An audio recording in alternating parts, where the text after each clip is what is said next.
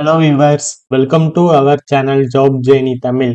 இன்னைக்கு நம்ம இந்த வீடியோல பாரத் எலக்ட்ரானிக்ஸ் லிமிடெட் பெல்லில் இருந்து ரிலீஸ் பண்ணியிருக்க ஜாப் ரெக்வயர்மெண்ட் பத்தி தான் பார்க்க போறோம். இது ஒரு சென்ட்ரல் கவர்மெண்ட் ஜாப். இந்த நோட்டிபிகேஷன்ல நமக்கு டெபுட்டி இன்ஜினியருங்கிற போஸ்ட்டுக்கு டோட்டலா 35 வேகன்சிஸ் எடுக்கிறாங்க. உங்களுக்கு எஜுகேஷன் குவாலிஃபிகேஷனா BE, BTech, BSc engineering, bachelor of architecture, MSc படிச்ச கேண்டிடேட்ஸ் இந்த ஜாபுக்கு அப்ளை பண்ணலாம்னு சொல்லியிருக்காங்க. இந்த ஜாபுக்கு உங்களுக்கு சேலரியா ஸ்டார்டிங்கே 40,000ல இருந்து 1,40,000 வரையும் சேலரி இருக்கும்னு சொல்லியிருக்காங்க. அப்ளை பண்றதுக்கு லாஸ்ட் டேட்டா 1 ஏப்ரல் 2026 வரை நமக்கு டைம் கொடுத்திருக்காங்க. இந்த ஜாபுக்கு செலக்ஷன் ப்ராசஸ் எப்படி இருக்கும், எப்படி நம்ம அப்ளை பண்ணணும், அதர் எலிஜிபிள் கிரைட்டீரியாஸ் என்ன, அது எல்லாத்தையுமே இந்த வீடியோல நம்ம கிளியரா பார்க்கலாம். வீடியோக்குள்ள போறதுக்கு முன்னாடி நீங்க இப்பதான் நம்ம சேனலை ஃபர்ஸ்ட் டைம் வாட்ச் பண்றீங்கன்னா இந்த வீடியோக்கு ஒரு லைக் பண்ணிட்டு நம்ம சேனலை சப்ஸ்கிரைப் பண்ணி பெல் பட்டனை பிரஸ் பண்ணிக்கோங்க. ஸ்டார்டிங் ஸ்டேஜ்ல இருக்க நம்ம சேனலுக்கு நீங்க கொடுக்குற ஒரு லைக் அண்ட் சப்ஸ்கிரைபும் நெக்ஸ்ட் வீடியோ நாங்க போடுறதுக்கு எங்களுக்கு ரொம்பவே மோட்டிவேஷனா இருக்கும். கவர்மெண்ட் ஜாப் ரிலேட்டட் அப்டேட்ஸ் எல்லாமே உங்களை ஃபாஸ்டா ரீச் ஆயிடும். இந்த நோட்டிபிகேஷன் நமக்கு 11 மார்ச் 2026 அன்னைக்கு ரிலீஸ் பண்ணியிருக்காங்க.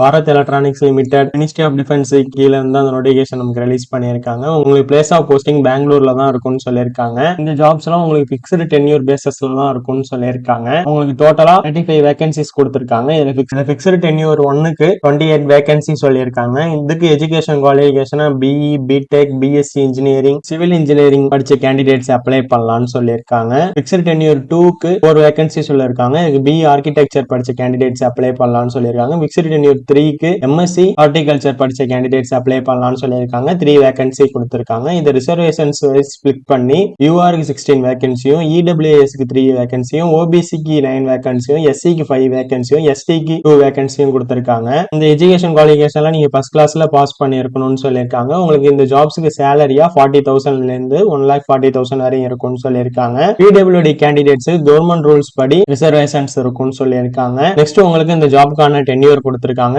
உங்களுக்கு ஸ்டார்டிங்கே இனிஷியலா 5 இயர்ஸ்க்கு இந்த ஜாப் டென்யூர் இருக்கும்னு சொல்லியிருக்காங்க. உங்களோட performance and other company requirements base பண்ணி 2 இயர்ஸ்க்கு எக்ஸ்டெண்டபிள் இருக்கும்னு சொல்லியிருக்காங்க. உங்களுக்கு டோட்டலா 7 இயர்ஸ்க்கு நீங்க ஒர்க் பண்றதுக்கு உங்களுக்கு ஆப்பர்ச்சுனிட்டி இருக்கும்னு சொல்லியிருக்காங்க. இந்த ஜாபுக்கு உங்களுக்கு அதர் அலவன்சஸ் பத்தி இங்க சொல்லியிருக்காங்க. உங்களுக்கு மேல மென்ஷன் பண்ணிருக்க சேலரி இல்லாம அதர் அலவன்சஸா dearness allowance, house rent allowance, medical insurance, சிஎஃப்னு உங்களுக்கு சென்ட்ரல் கவர்மெண்ட் ஜாபுக்கு அலவன்சஸ்லாம் உங்களுக்கும் இருக்கும்னு சொல்லியிருக்காங்க. நெக்ஸ்ட் இந்த ஜாபுக்கான ஏஜ் லிமிட் இங்க கொடுத்திருக்காங்க. அப்பர் ஏஜ் லிமிட்டா மேக்ஸிமம் 28 இயர்ஸ்க்குள்ள கேண்டிடேட் இருக்கணும்னு சொல்லியிருக்காங்க. 1 மார்ச் 2026 அப்ப உங்களுக்கு 28 இயர்ஸ் கம்ப்ளீட் ஆயிருக்க கூடாதுன்னு சொல்லியிருக்காங்க. எஸ்சி எஸ்டி கேண்டிடேட்ஸ்க்கு 5 இயர்ஸ் ஏஜ் ரிலாக்சேஷன் கொடுத்திருக்காங்க. ஓபிசி கேண்டிடேட்டுக்கு 3 இயர்ஸ் ஏஜ் ரிலாக்சேஷன்ஸ் கொடுத்திருக்காங்க. பிடபிள்யூடி கேண்டிடேட்ஸ்க்கு 10 இயர்ஸ் ஏஜ் ரிலாக்சேஷன் கொடுத்திருக்காங்க. பட் பிடபிள்யூடி கேண்டிடேட் நீங்க அப்ளை பண்றீங்கன்னா உங்களுக்கு 40% டிசபிலிட்டிஸ் அதுக்கு மேல இருக்கணும்னு சொல்லியிருக்காங்க. எக்ஸ் சர்வீஸ்மென்ஸ்க்கு கவர்மெண்ட் நார்ம்ஸ் படி இருக்கும்னு சொல்லியிருக்காங்க. ஏஜ் லிமிட் ப்ரூஃபுக்கு நீங்க 10th 12th mark sheet submit பண்ற மாதிரி இருக்கும்னு சொல்லியிருக்காங்க. இன்கேஸ் நீங்க 10th 12th மார்க் ஷீட் வச்சுலன்னா நீங்க பர்த் சர்டிபிகேட் சப்மிட் பண்ற மாதிரி இருக்கும்னு சொல்லியிருக்காங்க. நெக்ஸ்ட் உங்களுக்கு இந்த ஜாபுக்கு எஜுகேஷன் குவாலிஃபிகேஷன் பத்தி இங்க டீடைலா கொடுத்திருக்காங்க. BE, BTech, BSc engineering, civil முடிச்ச கேண்டிடேட்ஸ் அப்ளை பண்ணலாம்னு சொல்லியிருக்காங்க. ஆர் நீங்க bachelor of architecture or MSc in horticulture படிச்ச கேண்டிடேட்ஸா இருந்தீங்கன்னா அப்ளை பண்ணலாம்னு சொல்லியிருக்காங்க. இது எல்லாமே நீங்க கவர்மெண்ட் ரெகனைஸ்டு யூனிவர்சிட்டி கீழே கம்ப்ளீட் பண்ணியிருக்கணும்னு சொல்லியிருக்காங்க. பிளஸ் நீங்க ஜெனரல் ஓபிசி கேண்டிடேட்ஸா இருந்தீங்கன்னா நீங்க ஃபர்ஸ்ட் கிளாஸ்ல பாஸ் பண்ணியிருக்கணும்னு சொல்லியிருக்காங்க. நீங்க எஸ்சி எஸ்டி பிடபிள்யூடி கேண்டிடேட்டா இருந்தீங்கன்னா நீங்க கிளாஸ் பாஸ் பண்ணியிருந்தாலே போதும்னு சொல்லியிருக்காங்க. நெக்ஸ்ட் உங்களுக்கு கேண்டிடேட் அதில் மென்ஷன் பண்ணிருக்க கரெக்டான டிசிப்ளின்ல டிகிரி கம்ப்ளீட் பண்ணியிருக்கணும்னு சொல்லியிருக்காங்க. இதே கரெக்டா இல்லைன்னா உங்களோட அப்ளிகேஷன் ரிஜெக்ட் ஆயிடும்னு சொல்லியிருக்காங்க. நெக்ஸ்ட் நீங்க உங்களோட டிகிரியில சிஜிபிஏ இந்த மாதிரி ஏதாவது கிரெடிட்ஸ் எடுத்திருந்தீங்கன்னா அதை உங்களை பர்சன்டேஜ் கன்வெர்ட் பண்ணிக்க சொல்லியிருக்காங்க. குவாலிஃபிகேஷன் கிரைட்டீரியாஸ் எல்லாம் கரெக்டா மேட்ச் ஆயிருக்க கேண்டிடேட்ஸ்க்கு தான் ஆன்லைன் அப்ளிகேஷன் அக்செப்ட் ஆகி அவங்க ஷார்ட் லிஸ்டிங் ஆகி ரிட்டன் எக்ஸாமுக்கு செலக்ட் ஆகி வருவாங்கன்னு சொல்லியிருக்காங்க. உங்களுக்கு மினிமம் குவாலிஃபிகேஷன் மார்க்கா ஜெனரல் ஓபிசி இடபிள்யூஎஸ்க்கு 35%, எஸ்சி எஸ்டி பிடபிள்யூடி கேண்டிடேட்ஸ்க்கு 30% இருக்கும்னு சொல்லியிருக்காங்க. ரிட்டன் டெஸ்ட் பிளஸ் இன்டர்வியூஸ்ல சொல்லியிருக்காங்க. ரெண்டுமே உங்களுக்கு செப்பரேட்டா தான் கண்டக்ட் பண்ணுவோம்னு சொல்லியிருக்காங்க. Written test plus candidates perform பண்றதை பொறுத்து ஒரு மெரிட் லிஸ்ட் கிரியேட் பண்ணி அதுல இருந்து ஷார்ட் லிஸ்டிங் பண்ணி 1:5 ரேஷியோல இன்டர்வியூக்கு கேண்டிடேட் சூஸ் பண்ணுவோம்னு சொல்லியிருக்காங்க. உங்களுக்கு ரிட்டன் எக்ஸாம்ஸ்ல 90 மினிட்ஸ்க்கு எக்ஸாம் கண்டக்ட் பண்ணுவோம்னு சொல்லியிருக்காங்க. 85 கொஸ்டின்ஸ் இருக்கும்னு சொல்லியிருக்காங்க. உங்க கோர் சப்ஜெக்ட் ரிலேட்டடா டெக்னிக்கல் கொஸ்டின்ஸ் பிளஸ் உங்களோட உங்களுக்கு ஜென்ரல் ஆப்டிடியூட் கொஸ்டின்ஸ் இருக்கும்னு சொல்லியிருக்காங்க. ஈச் கரெக்ட் கொஸ்டினுக்கு 1 மார்க் உங்களுக்கு இருக்கும்னு சொல்லியிருக்காங்க. செலக்ஷன் ப்ராசஸ் உங்களுக்கு both written test and interview base பண்ணி தான் இருக்கும்னு சொல்லியிருக்காங்க. ரிட்டன் டெஸ்ட்டுக்கு 85 மார்க்ஸும் இன்டர்வியூக்கு 50 மார்க்ஸும் கொடுத்து தான் கேண்டிடேட் சூஸ் பண்ணுவோம்னு சொல்லியிருக்காங்க.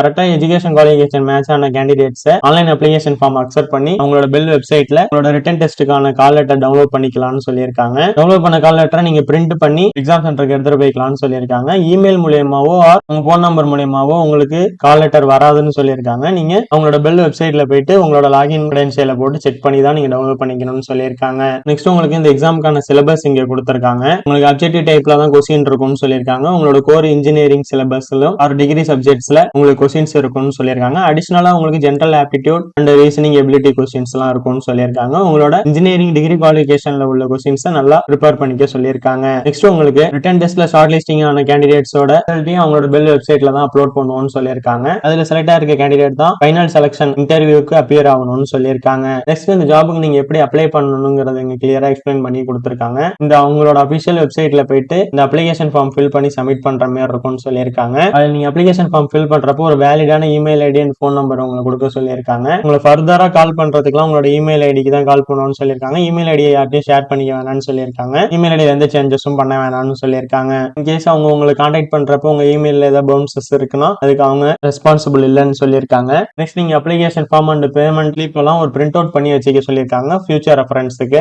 நெக்ஸ்ட் நீங்க அப்ளிகேஷன் ஃபார்ம் எதுவும் ஹார்ட் காப்பீஸா சென்ட் பண்ண வேணாம்னு சொல்லியிருக்காங்க. நீங்க ஆன்லைன்ல தான் அப்ளை பண்ணணுங்கிறத இங்க கிளியரா மென்ஷன் பண்ணி கொடுத்திருக்காங்க. நெக்ஸ்ட் நீங்க அப்ளிகேஷன் லாஸ்ட் டைம்ல சப்மிட் பண்றீங்க, உங்களுக்கு வெப்சைட் ஏதாவது கிராஸ் ஆயிட்டுனா அதுக்கு இவங்க ரெஸ்பான்சிபிள் இல்லைன்னு சொல்லியிருக்காங்க. முடிஞ்ச அளவு இயர்லியரா உங்களை அப்ளை பண்ண சொல்லியிருக்காங்க. நெக்ஸ்ட் நீங்க என்னென்ன டாக்குமெண்ட்ஸ் அப்லோட் பண்ணணும் அப்ளிகேஷன் ஃபில் பண்றப்பன்னு சொல்லியிருக்காங்க. நீங்க ரீசெண்டா எடுத்த ஒரு colour passport size photo upload பண்ணணும்னு சொல்லியிருக்காங்க. உங்களோட டேட் ஆஃப் பர்த் ப்ரூஃப் நீங்க எஸ்எல்சி ஹெச்எல்சி சர்டிபிகேட்ஸ் ஏதாவது சப்மிட் பண்ணணும்னு சொல்லியிருக்காங்க. இன்கேஸ் உங்ககிட்ட அது இல்லைன்னா பர்த் சர்டிபிகேட் சப்மிட் பண்ணலாம்னு சொல்லியிருக்காங்க. உங்க எஜுகேஷன் குவாலிஃபிகேஷனுக்கு நீங்க final degree certificate or professional certificate submit பண்ணலாம்னு சொல்லியிருக்காங்க. உங்களோட பர்சன்டேஜ் ஸ்கோருக்கு நீங்க அதுக்குள்ள டாக்குமெண்ட் சப்மிட் பண்ணணும்னு சொல்லியிருக்காங்க. நீங்க எஸ்சி எஸ்டி ஓபிசி இது மாதிரி கம்யூனிட்டி ரிலேட்டடா ஏதாவது ரிசர்வேஷன்ஸ் ஆர் இதுக்காக அப்ளை பண்றீங்கன்னா அதுக்குள்ள சர்டிபிகேட்டையும் சப்மிட் பண்ணணும்னு சொல்லியிருக்காங்க. பிடபிள்யூடி கேண்டிடேட்டா இருந்தீங்கன்னா அதுக்குள்ள சர்டிபிகேட்டையும் சப்மிட் பண்ணணும்னு சொல்லியிருக்காங்க. நெக்ஸ்ட் இங்க உங்களுக்கு அப்ளிகேஷன் சார்ஜஸ் சொல்லியிருக்காங்க. எக்ஸர்வீஸ்மென் பிடபிள்யூபிடி எஸ்சி எஸ்டி கேண்டிடேட்ஸுக்கு அப்ளிகேஷன் சார்ஜஸ் எதுவும் கிடையாதுன்னு சொல்லியிருக்காங்க. அதர் கேண்டிடேட்ஸுக்கு 400 rupees plus GST application charges உங்களுக்கு இருக்கும்னு சொல்லியிருக்காங்க. அப்ளிகேஷன் சார்ஜஸ் பே பண்றதுக்கான இன்ஸ்ட்ரக்ஷன்ஸ் இங்க கொடுத்திருக்காங்க.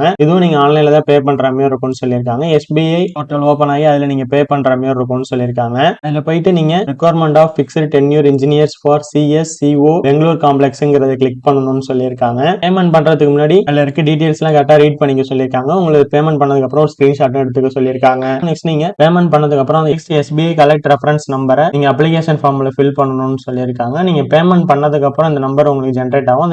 அந்த நம்பரை நீங்க இதுல ஃபில் பண்ணணும்னு சொல்லியிருக்காங்க. நீங்க பேமெண்ட் பண்றப்ப கரெக்டா கேட்டகரி செலக்ட் பண்ணி ஃபிக்ஸ்டு டென்யூர் போஸ்ட்டுக்கு செலக்ட் பண்ணிட்டு அதுல நீங்க செப்பரேட்டா எந்த ஜாப் கோடுக்கு அப்ளை பண்றீங்களோ அதை செலக்ட் பண்ணி பேமெண்ட் பண்ண சொல்லியிருக்காங்க. ஒன்ஸ் நீங்க ஃபீஸ் பேமெண்ட் பண்ணிட்டீங்கன்னா அதுக்கப்புறம் அது எந்த சிச்சுவேஷன்லயும் ரீஃபண்டபிள் இல்லைன்னு சொல்லியிருக்காங்க. ஸோ நீங்க எல்லா எலிஜிபிள் கிரைட்டீரியாஸ் எல்லாமே உங்களுக்கு மேட்ச் ஆகுதான்னு பார்த்துட்டு உங்களை அப்ளை பண்ண சொல்லியிருக்காங்க. நீங்க ஃபீஸ் பேமெண்ட் பண்றப்ப நீங்க அப்ளிகேஷன்ல கொடுக்குற same mobile number and email ஐடியை கொடுக்க சொல்லியிருக்காங்க. பேமெண்ட் பே பண்ண ரெசிப்டையும் அப்ளிகேஷன் ஃபார்மோட அட்டாச் பண்ணி சென்ட் பண்ண சொல்லியிருக்காங்க. செக் டிடி எதுவுமே அக்செப்டபிள் இல்லைன்னு சொல்லியிருக்காங்க. ஒன்லி நீங்க ஆன்லைன் பேமெண்ட் மட்டும் தான் பண்ணணும்னு சொல்லியிருக்காங்க. நெக்ஸ்ட் இங்க உங்களுக்கு ஜென்ரல் இன்ஸ்ட்ரக்ஷன்ஸ் கொடுத்திருக்காங்க. மேல சொன்னது தான் இங்க கிளியரா எக்ஸ்பிளைன் பண்ணி கொடுத்திருக்காங்க. எல்லா எலிஜிபிள் கிரைட்டீரியாஸும் மேட்ச் ஆகிற கேண்டிடேட்ஸ் தான் ரிட்டன் டெஸ்ட்டுக்கு வர முடியும்னு சொல்லியிருக்காங்க. ரிட்டன் டெஸ்ட்க்கு அப்புறம் இன்டர்வியூ வரப்போ உங்களுக்கு சர்டிபிகேட் வெரிஃபிகேஷன் இருக்கும்னு சொல்லியிருக்காங்க. உங்களுக்கு ரிட்டன் டெஸ்ட் நடக்கிற எக்ஸாம் சென்டர் பெங்களூர்ல மட்டும் தான் இருக்கும்னு சொல்லியிருக்காங்க. பெங்களூர்ல அவங்களோட லொகேஷனுக்கு தகுந்த மாதிரி உங்களுக்கு சென்டர்ஸ் போடுவோம்னு சொல்லியிருக்காங்க. நீங்க எந்த சென்டர்ஸும் சேஞ்ச் பண்ணிக்க முடியாதுன்னு சொல்லியிருக்காங்க. நெக்ஸ்ட் நீங்க government employee or other public செக்டர்ஸ்ல ஏதாவது ஒர்க் பண்ணிட்டு இருந்தீங்கன்னா நோ அப்ஜெக்ஷன் சர்டிபிகேட் சப்மிட் பண்ணணும்னு சொல்லியிருக்காங்க. நெக்ஸ்ட் நீங்க ரிட்டன் எக்ஸாமுக்கு அப்பியர் ஆகிறப்ப government issued photo ID proof ஏதாவது ஒன்று எடுத்துட்டு வரணும்னு சொல்லியிருக்காங்க. நெக்ஸ்ட் கேண்டிடேட் ஆல் ஓவர் இந்தியால எங்க வேணாலும் ஒர்க் பண்றதுக்கு எலிஜிபிளா இருக்கணும்னு சொல்லியிருக்காங்க. எனி ஷிஃப்ட்டுக்கும் ஒர்க் பண்ண எலிஜிபிளா இருக்கணும்னு சொல்லியிருக்காங்க. அப்ளிகேண்ட் ஹெல்த் ரிலேட்டடா எல்லாம் கரெக்டா இருக்கணும்னு சொல்லியிருக்காங்க. ஹெல்த் ரிலேட்டடா எந்த ரிலாக்சேஷன்ஸும் தரமாட்டோம்னு சொல்லியிருக்காங்க. மெடிக்கல் ஃபிட்னஸ் ப்ராப்பரா இருக்கணும்னு சொல்லியிருக்காங்க. அப்ளிகேஷன் ஏதாவது இன்கம்ப்ளீட்டா இருந்ததுன்னா நீங்க ஃபீஸ் பே பண்ணியிருந்தாலும் உங்க அப்ளிகேஷன் ரிஜெக்ட் பண்ணிடுவோம்னு சொல்லியிருக்காங்க. ஃபீஸ் ரீஃபண்டபிள் இல்லைன்னு சொல்லியிருக்காங்க. எல்லாமே உங்களை பார்த்து கரெக்டா பண்ண சொல்லியிருக்காங்க. ஒன்ஸ் நீங்க ஃபில் பண்ணிட்டீங்கன்னா அதுல எந்த சேஞ்சஸும் பண்ணிக்க முடியாதுன்னு சொல்லியிருக்காங்க. எக்ஸாம் ஹால்குள்ள மொபைல் போன்ஸ் ஸ்மார்ட் வாட்சஸ் எதுவும் அலோடு இல்லைன்னு சொல்லியிருக்காங்க. இந்த மாதிரி இன்ஸ்ட்ரக்ஷன்ஸ் அங்க கொடுத்திருக்காங்க. இந்த நோட்டிபிகேஷன் லிங்க் உங்களோட அப்ளிகேஷன் லிங்க் உங்களோட அபிஷியல் வெப்சைட் லிங்க் எல்லாமே இந்த வீடியோட டிஸ்கிரிப்ஷன்ல நான் கொடுத்திருக்கேன். செக் பண்ணி பாருங்க. இந்த வீடியோ உங்களுக்கு யூஸ்ஃபுல்லா இருந்துச்சுன்னா இந்த வீடியோ லைக் பண்ணுங்க, ஷேர் பண்ணுங்க, நம்ம சேனலை சப்ஸ்கிரைப் பண்ணுங்க. தேங்க்ஸ் ஃபார் வாட்சிங்.